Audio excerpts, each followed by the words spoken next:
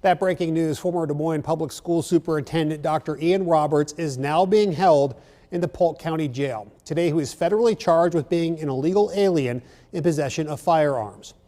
You're looking live at Corinthian Baptist Church in Des Moines, where his attorneys will give an update on Roberts' case and answer the community's questions any minute now. We'll check back in on that once it begins. We do have team coverage tonight about more details as they emerge regarding Roberts, starting with KCCI's Kayla James. Kayla, Roberts appeared before a federal judge in Omaha this morning. After that, court documents sharing more details were released. That's correct, Ben. A number of court documents, including a criminal complaint. It touches on his legal status in the U.S., the ATF investigation, and gives a timeline of what occurred last Friday when Dr. Roberts was detained.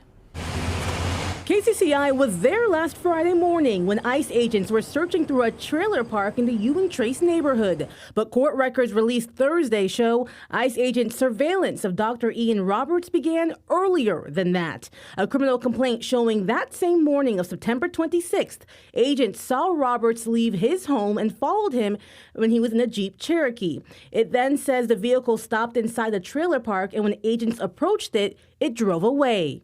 Agents then found it abandoned near the 1800 block of Swan Lake Circle. It's in that area that KCCI crews saw ICE agents and other members of law enforcement searching. It was just a little traumatizing. Neighbors describing to us that day what they witnessed right outside of their homes. I went out to my deck, and next thing you know, I'm seeing just cars filled up the whole street. A criminal complaint shows Roberts was found in the brush a couple hundred yards from where the vehicle was abandoned. And they say after that, he was taken into ICE custody. I got a FaceTime call from him. In action, Des Moines Public Schools Director of Communications and Public Affairs says he witnessed through a video call. Dr. Roberts was dressed as he always is, was ready for the workday clearly, but was surrounded by 3 or 4 law enforcement officials, and he appeared to be cuffed at the time. He was standing with his hands behind his back. Through court documents, investigators say they found this firearm wrapped in a towel under the driver's seat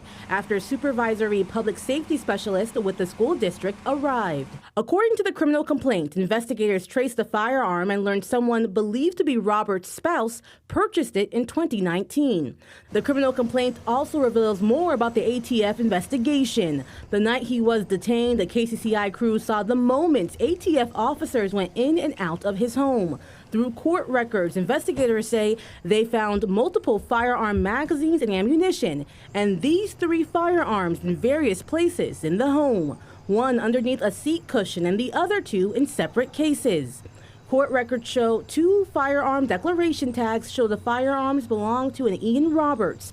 One lists an address in Pennsylvania with a 2022 travel date, and the other in Des Moines with a 2024 travel date. Also found in the home, investigators say through court records, were immigration documents under the floor mat of a vehicle found in his garage, such as the order to be removed, copies of Roberts' passport from Guyana that expired in 2024, and an expired employment authorization card were also found.